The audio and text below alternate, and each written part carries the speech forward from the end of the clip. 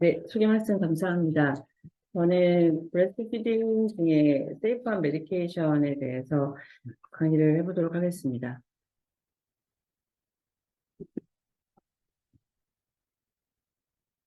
순서는 다음과 같은 순서로 발표를 할 것이고요. 자, 무휴일 좋다는데 어느 정도 해야 되는 거냐 물어보시는 분들 많으신데요. 미국 소아과학회에서는 대략 2년 정도는 최소한 하는 게 좋겠다라고 얘기하고 있고요. 미국에서는 자국민들의 그 다이어트리 가이드라인으로 주는 것을 이제 무휴수유는 최소 생후 1년은 해야 된다라고 얘기를 하고 있습니다. 그럼 글로벌하게는 타겟팅을 어떻게 하고 있느냐 봤을 때 WHO에서는 2025년까지 2명 중에 1명의 여성에서 출산 후에 6개월까지 익스클루시브 브레스트 피딩을 50%까지 하자라는 목표를 내걸고 있습니다. 그럼 우리나라는 어떨까요? 우리나라의 뭐 최근 데이터는 아니지만 대략 한 15% 정도가 6개월까지 완전 무휴 수유를 보여주고 있습니다. 미국은 우리나라보다 조금 나아서 25% 정도를 완전 무휴 수유를 6개월을 유지하고 있는데요. 무휴 수유가 좋다는데 장점을 총 101가지를 이렇게 잘 나열해서 캐나다의 토론토 대학의 마더리스크 프로그램에서 장점을 이렇게 나열했습니다. 이 안에 내용들을 보게 되면 수유를 하는 아기와 또 수유하는 엄마와 또 그 가정, 그 가정이 속해 있는 커뮤니티, 또 그 국가, 또 사회 환경학적인 장점들이 많이 이렇게 잘 정리가 되어 있습니다. 가장 직접적인 장점을 우리가 얘기한다면 결국 분유수유보다 모유수유가 얼마나 아이에게 좋은가라는 거잖아요. 그러면 분유수유했을 때 어떤 질환에 대한 모비디티를 보게 되면 알러지나 여러 감염 질환, 그리고 당뇨병, 위장염과 같은 또 림파종, 만성질환, 또 돌연사 증후군 같은 페이탈한 디소르더까지 굉장히 모유수유 아기에 비해서 분유수유 아이가 위험하다라는 그런 연구들이 많이 나오고 있고 커먼센스가 되겠습니다. 모유가 얼마나 좋길래 그럴까? 그 성분들을 좀 알아보도록 하겠습니다. 초유라고 하죠. 처음에 나오는 모유를 말하는데요. 초유는 성상이 노랗고 끈적한데 우리가 알고 있는 성숙유, 일반적인 우유와 같은 하얗고 흐르는 액체가 되려면 분만 후 6주 정도 지나면서 서서히 변화가 오게 됩니다. 내용도 그래서 다릅니다. 성분을 보게 되면 락토스, HMO라고 하는 휴먼 밀크 올리고사카라이드라고 얘기하고요. 팻과 프로테인의 이런 초유의 성분에서 성숙류로 가면서 락토즈가 더 많이 증가하게 됩니다. 그 외에 초유의 이제 내용들을 보게 되면 여러 호르몬 그로스 팩터들, 그 마이크로바이얼 에이전트들이 들어있고 마이크로 RNA가 들어있어서 아이의 장관 내에서 이뮨 시스템의 증진을 결과를 본다고 합니다.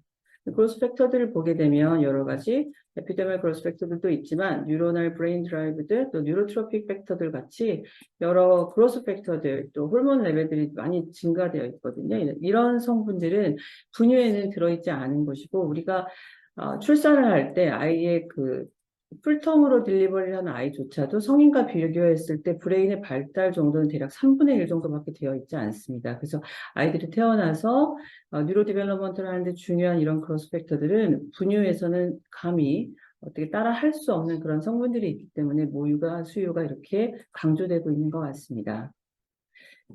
ACOG에서 2021년에 모유수유 브레스트 필링 챌린지다라고 얘기를 하면서 이제 4명 중에 1명이 완전 모유수유를 보이고 있는데 이 산모들에게 있어서 서베일런스를 해보았을 때 이제 수유를 미리 끊게 되는 원인이 뭐였나 봤을 때는 육체적으로 봤을 때는 너무 니플 페인이 심하고 내가 전량이 좀 적은 것 같아라는 느낌이 강하게 들기 때문에 모유수유를 미리 끊었다. 그리고 이제 헬스케어 프로바이더들의 정확한 카운셀링이 되지 않았기 때문에 내가 모유수유를 끊었었던 것 같다라고 얘기하는 부분도 있었고 이제 사회적인 팩터들도 있겠죠.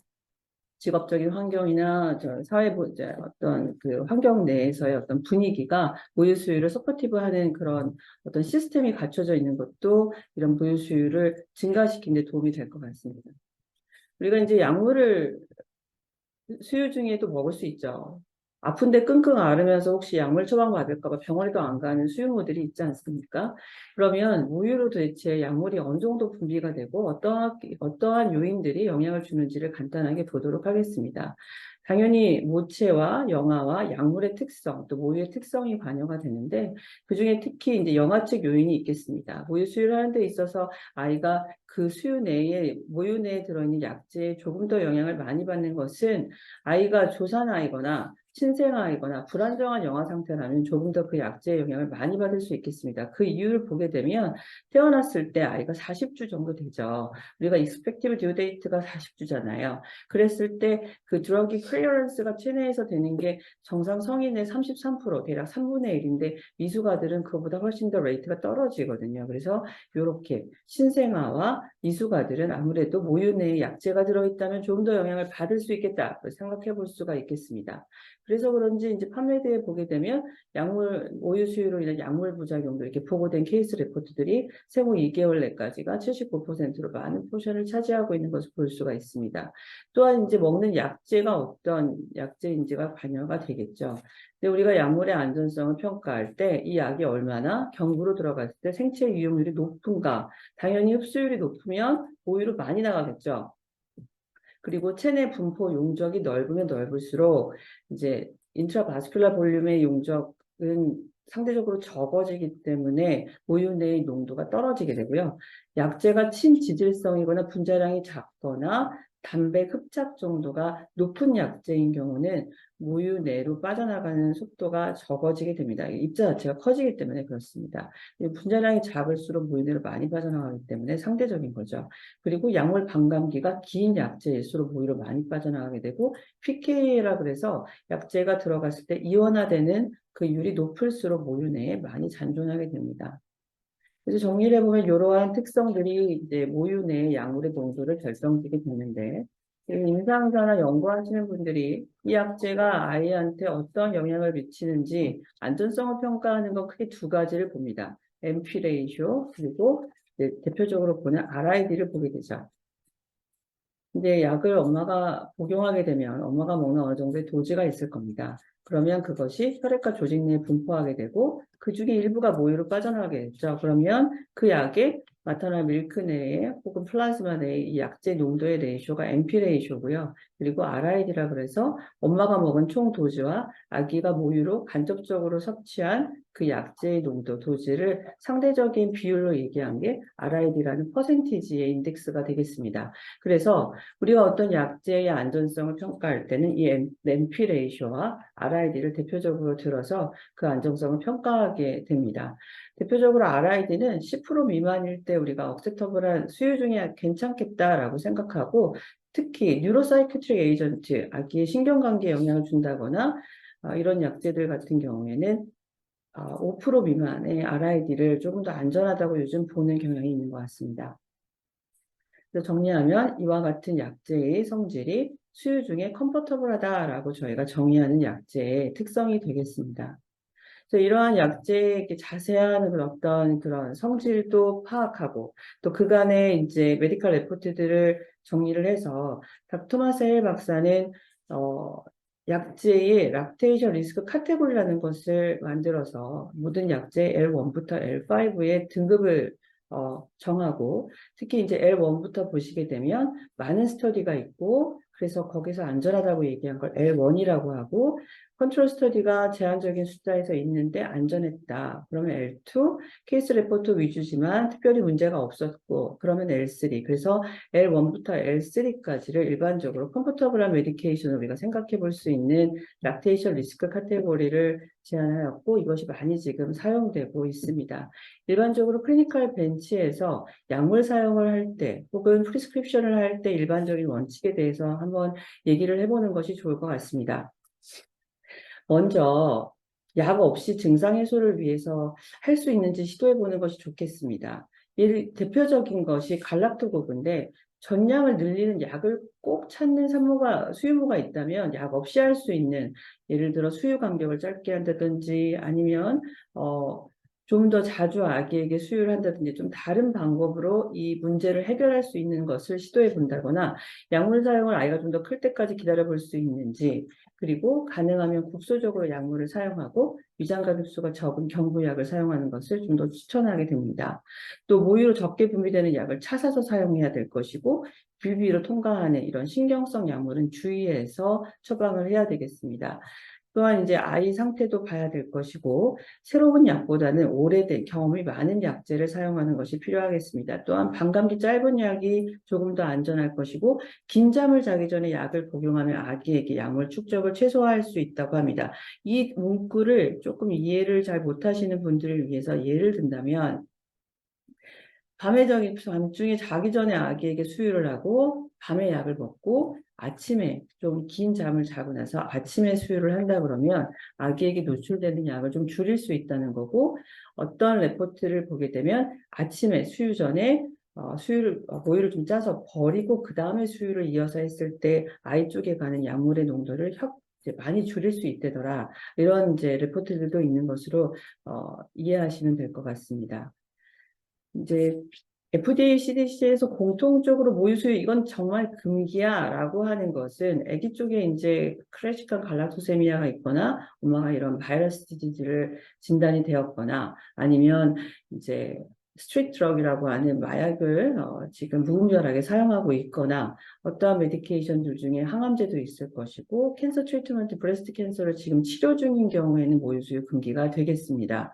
그 외에 단기간에 이제 모유수유 시 부적합한 약물들을 보게 되면 항암제, 코카인, 헤로인, 마리화나 펜사이클린 같은 항정신성 약물들이나 마약류 약제들, 그리고 아미오다론 클로람페니콜이 있겠습니다.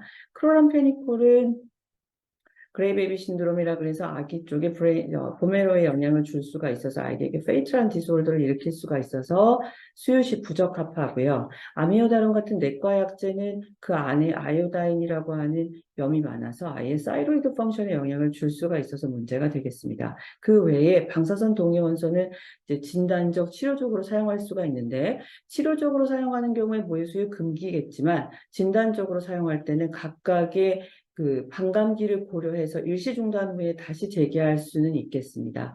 응급실에서 분만 후 2달 된 여성이 이제 갑자기 복통으로 와서 CT를 찍었어요. 별일이 아니어서 퇴원하는 그 산모가 수유모가 모유 수유는 언제 할 수 있나라고 물어봤을 때 24시간 후면 수유 가능하다고 얘기하는 우리 인턴 선생님을 보면서 제가 이 케이스를 꼭 하나 얘기를 해야겠구나라고 생각을 했습니다. 왜냐하면 이제 조영제가 들어있는 CT나 MRI 같은 경우에는 모유 내 약물과 굉장히 현격히 떨어지고 더더군다나 아이가 그것이 모유로 섭취를 했다 하더라도 소화 경구흡 수율이 너무 낮기 때문에 수유 중단 없이 바로 모유 수유 가능하다. 이렇게 얘기를 해줄 수 있겠습니다. 그 외에 라디오 액티브 컴파운드에 대해서 제가 표를 제시한 것은 혹시 이러한 해당되는 검사를 카운슬링 하는데 도움이 되셨으면 좋겠어서 실어봤습니다. 그 외에 이제 분만하고 관련돼서 다빈도 노출되는 약물에 대해서 알아보겠습니다. 항생제로 주로 쓰는 게 이제 세팔라스프린, 암피실린, 아목사실린 같은 경우에는 컴포터블하고요. 이제 메트로니다졸도 L2로 되어 있는데 이제 최근에 나온 이제 그 리뷰 저널을 보게 되면 이제 혹시 이게 메트로니다 노출과 뭐 캔서에 관련된 어떤 그런 릴레이션은 이제 의미가 없는 것으로 되었고, 이제 다만 하이도스의 메트로니다졸에 노출됐을 때 아이가 혹시 어떤 다이아레나 루즈스트를 볼 수 있는 부분에 대해서는 주의하면서 수유가 할 수 있겠다라는 것이고요. 클로람페니콜은 앞에서 말씀드렸던 것으로 L4로 이제 수유 중에 피해야 되는 약제가 되겠습니다. 그 외에 진통제 중에 조금 얘기 드리고 싶은 건 메페리딘인데요. 메페리딘은 이제 예전엔 L3였습니다. 데메롤이죠. 근데 이제 이것이 아이의 서킹이나 이런 것들을 조금 감소시킬 수 있어서 락토제네시스 2를 감소시킬 수 있어서 결국은 수유율을 감소시킨다라는 관련성이 있어서 분만 후 3일까지는 사용을 제한하는 것을 권고하고 있습니다. 그 외에 항교랍 고혈압 약제 이런 것들 다 가능하고 이뇨제로 쓰이는 약제들도 수유 중에 가능하지만 전량이 주는 것에 대해서 주의하면서 수유를 유지하실 수는 있습니다. 어, 수면제나 아니면 진통제에 관련된 약제를 보게 되면 세데이티브 에이전트 중 대표적인 게 벤조다이아제핀인데 그중에 미다졸람이 가장 안전하고 그는 이제 반감기가 짧아서 그렇습니다. 엔세이드 다 사용이 가능하고 이제 오피오이드 약제들은 각각의 이제 문제가 좀 되는데 세데이션을 시킬 수가 있고 아이가 드라우지니스가 될 수 있어서 주의가 좀 필요한 게 문제가 됩니다. 펜타닐 사이트레이트 같은 경우에는 저희가 이제 분만 직후에서 쓰는 PCA 많이 들어가는 약제인데 저용량 이게 워낙 반감기가 짧은 약제입니다. 그래서 어, 원샷으로 볼루스로 주는 거 문제가 없고 그리고 어, 적은 용량으로 짧은 기간에 노출되는 것은 문제가 없는 것으로 되어 있습니다. 그 외에 반대로 페티딘, 데메롤 같은 것은 롱액팅이 문제가 되어서 지금 L4로 새롭게 카테고리가 이제 매겨진 상황인 거죠. 이제 마취나 혹은 수술을 할 수도 있잖아요. 수유모가. 그런 수유모가 이제 이런 프로시저가 끝나고 나서 무유수유에 대해서 상담을 하는 데 있어서 봤을 때 여러 가지 마취가스라든지 뭐 세데이션 시키나 약제나 이런 모든 약제들이 수유하는 것에 문제가 없겠다라고 미국 이제 그 마취통증의학회에서 리뷰 논문을 한번 내었습니다. 근데 그들에게 얘기하는 걸 보게 되면 주의해야 되는 거, 트라마돌과 옥시코돈 얘기하고 있고 컨트라인디케이션은 코데인과 아스피린을 얘기하고 있습니다. 왜 아스피린인가? 아스피린이 사실은 이제 라이 신드롬이라는 걸 읽힐 수가 있겠습니다. 그래서 AAP, WHO 등이 브레스트 피딩을 피하는 게 좋겠다라고 얘기하는데 이 라이 신드롬이라는 게 사실은 아주 정확하게 메커니즘이 밝혀져 있지 않은 증후군입니다. 그렇지만 주의할 것은 아스피린에 노출되고 어느 정도에 노출됐는지가 명확하지 않아서 또 문제가 되는 것입니다. 근데 이제 최근에 만성질환 때문에 로우도즈 아스피린을 수유 중에 먹고 있는 엄마들도 있거든요. 근데 로우도즈 아스피린에 대해서 레포트는 없는가 봤을 때 최근 논문에서는 밀크 내에서 거의 디텍션이 안 되는 농도다라고 얘기하고 있어서 이것의 관련성에 대해서는 앞으로 조금 더 연구가 필요할 것 같습니다. 코데인 같은 경우에는 사실은 이제 기침약이나 진통제로 오랜 기간 사용했던 흔한 약제였습니다. 그런데 이것이 제네틱 디스모피즘, 제네틱하게 좀 다른 차이를 보인다는 거죠. 이 코데인은 대사가 되면 몰핀으로 이제 생성이 되게 되는데 사람마다 이것을 이제 대사시키는 간효소에 제네틱 디퍼런시에이션이 좀 있어서 하이 메타볼라이저 같은 경우에는 다른 사람보다 더 많은 몰핀을 생성하게 되고 그렇게 많은 몰핀이 생성된 여성에서의 모유는 너무 많은 양의 아이에게 모유로 몰핀을 전달할 수 있기 때문에 이것이 문제가 돼서 이런 분 같은 경우에는 수유부에게서는 4일까지만 처방을 권고하고 있습니다.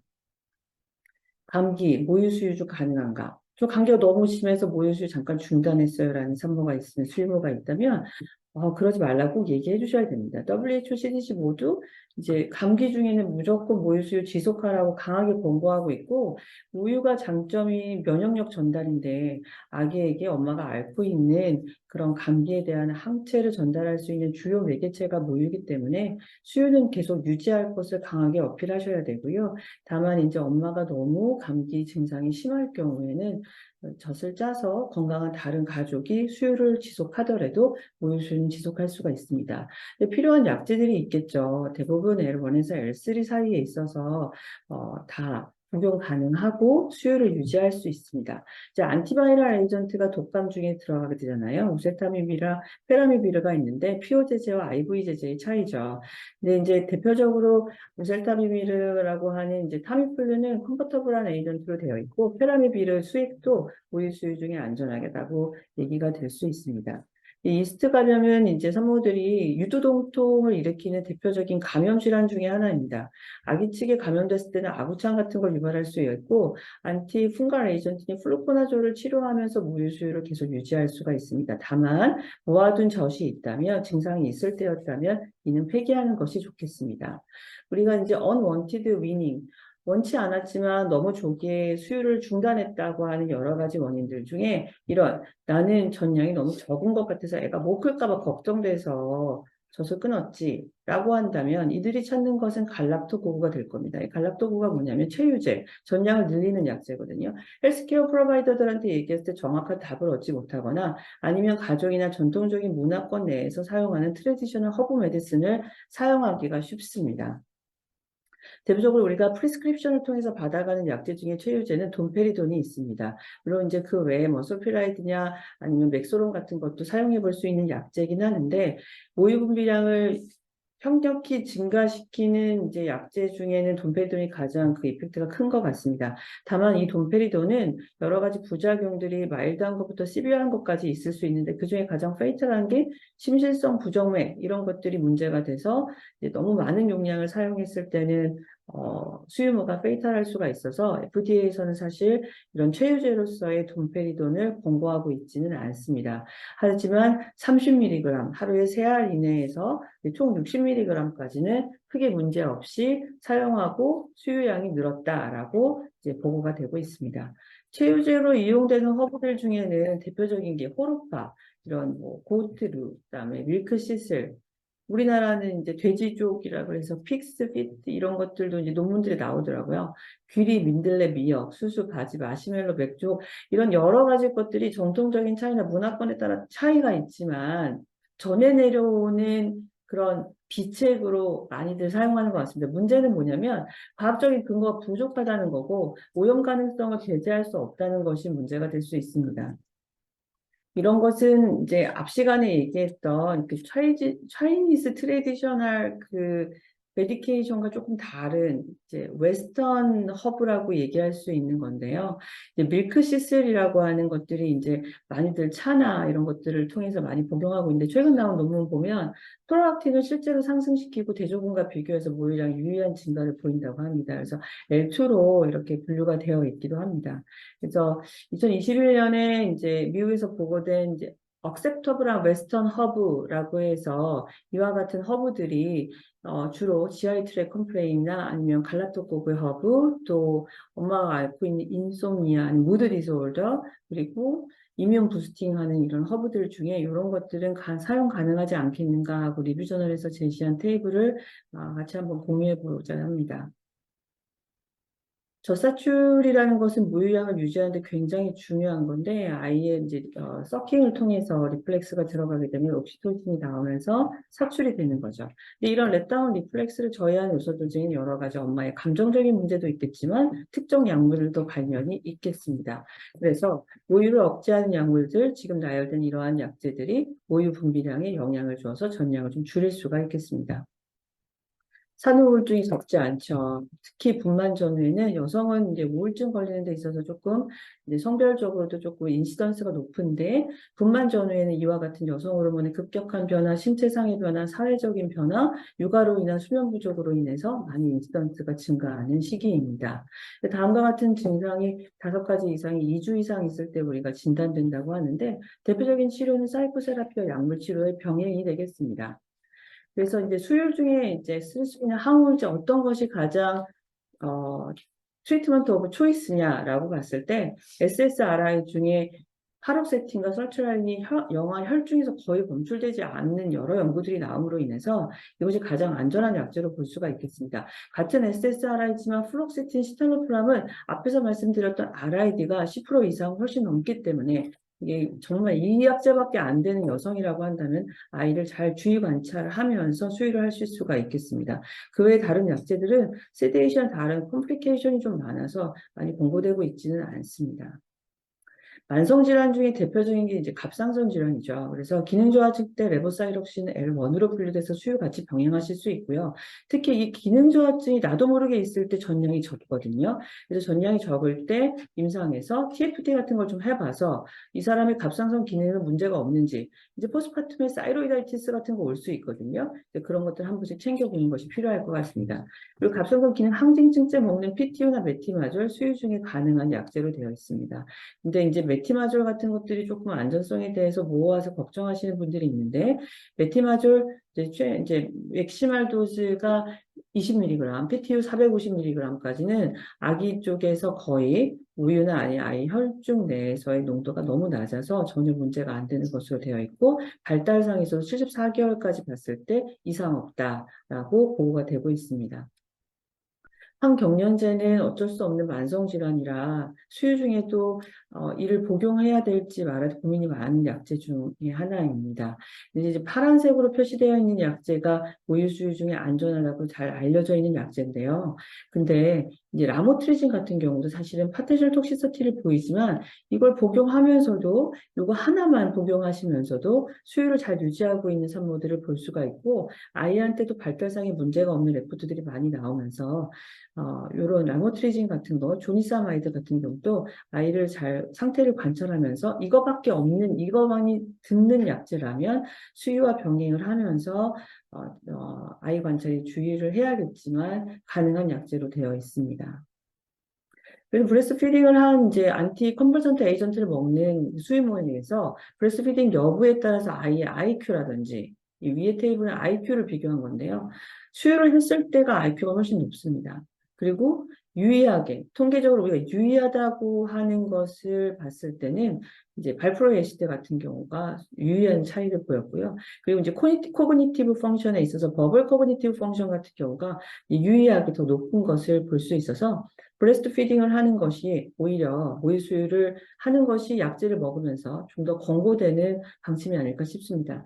수유 중에 사실은 이제 menstruation이 뒤로 밀려서 피임이 되는 것 같지만 사실 꼭 그런 것은 아니거든요. 그래서 완전 모유 수유를 할 때만이 피임이 되는 것인데 경구 피임약 필요할 수 있죠. 그렇지만 그 안에 포함되어 있는 에스트로겐 때문에 6개월 이후로 권고되고 있고 자궁 내에 넣는 미레나 같은 혹은 아이디, 쿠파 아이디 같은 거는 분만 후 4주 이후부터 컨트라셉티브 메소드로 사용해 볼 수가 있겠습니다.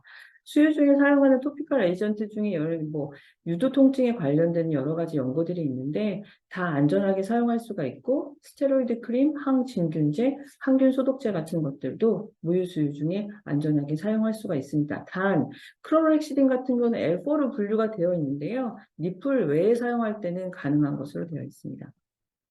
유선염은 많이들 올 수가 있고 항생제 치료가 중요한데 보통 쓸 때는 2주 정도 사용할 수 있고 앞에서 발표드렸던 여러 항생제 중에 세팔로스포린 계열을 사용해서 잘 치료를 하면 수유도 같이 병행하는 것이 치료도 빠르고 아기에게도 안전할 수가 있겠습니다. 유방 농양까지 간 경우엔 결국 서지컬 트리트먼트를 하게 되는데 농양을 짠 쪽이라면 그게 또 유두와 가깝다면 그쪽은 간접 수유하고 반대쪽 젖으로는 직접 수유 같이 병행할 수가 있겠습니다. 수유 중 음주는 이제 애기 낳았으니까 여러 가지 모임에서 할 수 있겠나 궁금하신 분들이 많은데요. 스탠다드 드링크라고 하는 표준잔을 기준으로 봤을 때 한 잔 정도는 모유수유 중에 가능하고요. 산모의 어떤 크기나 체중이나 이런 것에 따라서 약을 모유에서 알코올이 제거되는 그 음주 후 모유에서 알코올이 제거되는 걸리는 시간이 조금 다릅니다. 그래서 몸이 좀 큰 산모일수록 알코올이 좀 빨리 분해가 되죠. 이제 이런 것들 표를 이제 감안해서 수유 중에 상담을 해볼 수가 있겠습니다. 감염성 질환 여러 가지들 보게 되면 쓰는 약제들이 전부 모유 수유 가능하고요. 예방접종은 확열 백신 이외에는 수유가 다 병행해서 중단 없이 할 수가 있겠습니다. 코비드 19 언젠가 싶을 정도 요즘 이제 많이 이제 마스크도 벗고 이렇게 편하게 생활하고 있습니다. 이 백시네이션은 수유 중에도 안전하게 사용할 수 있어서 권고되고 있습니다. 브레스트 피딩에 관련된 웹사이트는 이렇게 많은 웹사이트들이 있고요. 수유 중에 약물 상담에 대한 문헌들 저희가 이제 앱으로도 좀 나와 있고 프린트로 되어 있는 책들도 있습니다. 이 마지막 슬라이드인데요. 저희가 이제 수유 중에 약물 상담을 하는 데 있어서 적어도 서두를 필요가 없습니다. 그들의 고민은 오래된 고민이고 지금 당장 정답을 내놓지 않아도 됩니다. 충분한 시간을 갖고 가지고 있는 레퍼런스를 사용해서 업데이트된 정보를 확인하고 하는 것이 좋을 거고 그때 그 산모의 상태라든지 아기의 상태를 확인하면서 모유 수유 중의 약물 상담 정확하게 또 안전하게 모유 수유를 유지할 수 있는 쪽으로 상담해 주셨으면 좋겠습니다. 경청해 주셔서 감사합니다.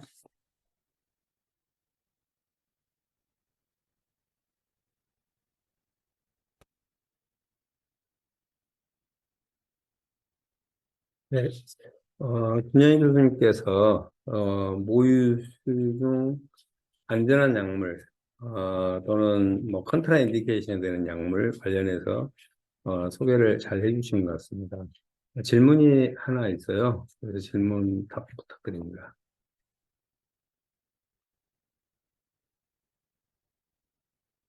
유두에 사마귀가 있는 경우 모유 수유가 가능한가요?